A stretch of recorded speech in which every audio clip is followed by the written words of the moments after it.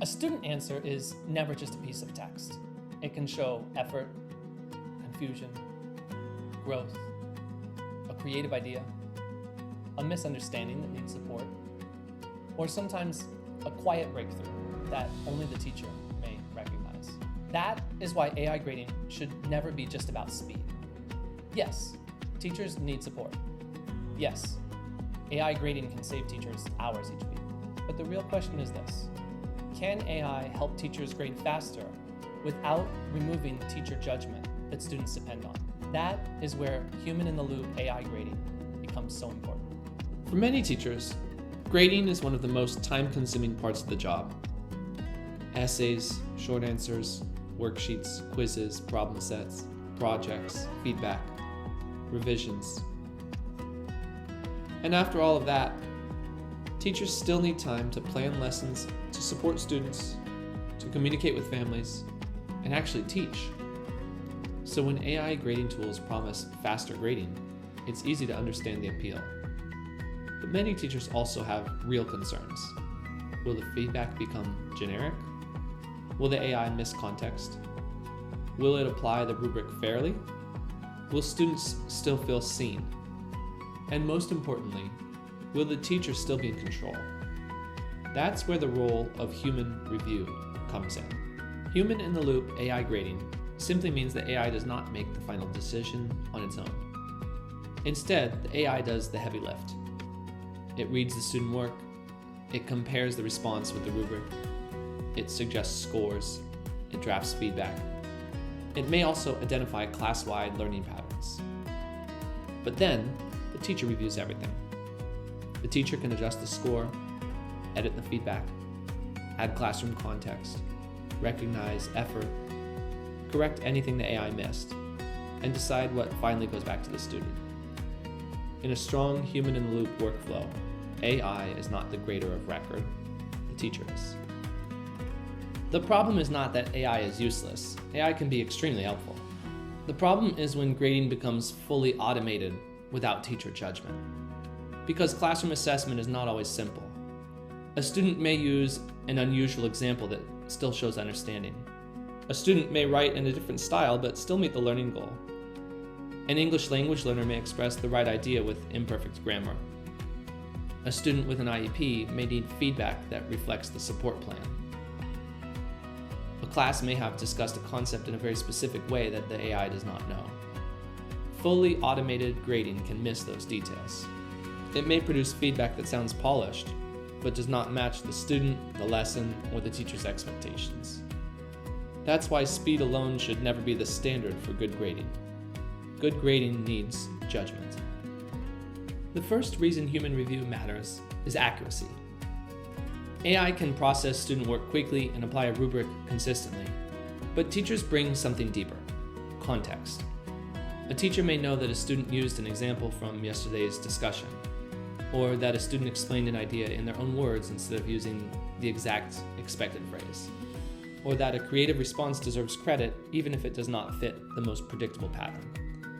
Human review helps make sure the final grade is not just technically reasonable, but educationally fair. Because sometimes the difference between wrong and almost there is something only a teacher can see. Human review also matters for fairness. Students do not all arrive at an assignment from the same starting point. Some students are English language learners. Some students have learning differences. Some need accommodations. Some are still building academic vocabulary. Some may understand the concept but struggle to express it in a conventional format. A good rubric helps. AI can help apply that rubric consistently. But fairness often requires professional judgment. The teacher understands the student's learning journey, support needs, and classroom context. When teachers review AI-generated scores and comments, they can reduce the risk of unfair or one-size-fits-all judgments. That is especially important in K-12 classrooms where grading should support learning, not simply sort students. The third benefit is better feedback. AI can create a useful first draft. It can identify strengths, point out missing evidence, suggest next steps, highlight rubric criteria. But students are more likely to act on feedback when it feels specific, personal, and connected to the classroom. A teacher can add encouragement, mention progress from a previous assignment, refer to a class discussion, give a revision step that matches the student's level. That human layer matters because feedback is not just information, it's communication. And when students feel that their teacher has actually seen their work, feedback becomes more meaningful. Trust is one of the biggest issues in AI grading. Students want to know that their work was treated fairly. Parents want to know that a real educator was involved. School leaders want confidence that AI is being used responsibly. Human-in-the-loop grading helps build that trust. The teacher reviews the AI output before anything is returned. That means students are not receiving feedback from an unsupervised system. They're receiving teacher-approved feedback supported by AI. That difference is important because the goal is not to make grading feel less human. The goal is to give teachers more time and better tools while keeping the teacher-student relationship at the center. Let's take a simple example. A teacher assigns an argumentative essay. The AI can quickly review structure, evidence, organization, and alignment with the rubric. It can draft comments for each criterion. But the teacher knows what happened in class. Maybe students practiced counter-arguments last week. Maybe the teacher emphasized stronger topic sentences. Maybe one student has made major progress compared with their last essay. The AI may not know that. So the teacher reviews the draft, adjusts the feedback, and adds the classroom context that makes the comment useful. That's the real power of human-in-the-loop grading. The AI speeds up the process. The teacher makes it meaningful. Human review is not just about correcting individual scores. It can also help teachers understand the whole class. For example, after grading a worksheet or short response assignment, AI may identify that many students miss the same concept. The teacher can review that pattern and decide what to do next. Maybe the class needs a quick reteaching lesson. Maybe a small group needs targeted support. Maybe the next lesson needs to slow down and revisit a misconception. That's where AI grading becomes more than grading. It becomes insight for instruction. But again, the teacher decides what that insight means and how to act on it. So, what does human-in-the-loop AI grading actually look like in practice? Let's look at how this works inside GradingPal. The important point is simple. AI helps create a strong first draft, but the teacher reviews, edits, and approves the final grading decision. First, the teacher can review the assignment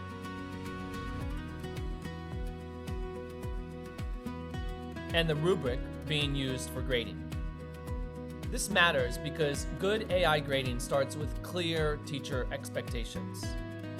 The rubric tells the system what to look for, but the teacher remains the person who decides whether the rubric will be applied correctly.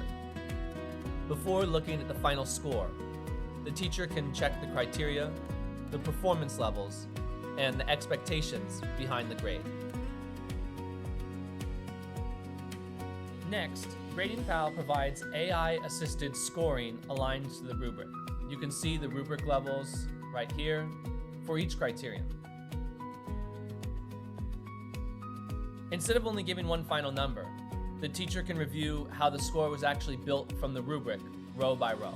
There's also AI-generated reasoning with evidence from the student's text to show exactly why the student earned the score they did for that rubric criterion. The teacher can then look into each rubric criterion, check the suggested score, and compare it with the student's actual work. This is where teacher judgment becomes essential. If the teacher feels the AI has been too strict, too generous, or has missed something, the score can be changed. If you wanted to change the score, you'd click Edit. You could adjust manually and give partial credit, or you could change an entire performance level by clicking on the toggles. Then comes one of the most important parts, feedback. GradingPal can draft feedback for the student, but the teacher can modify it before it's returned. The teacher can add encouragement,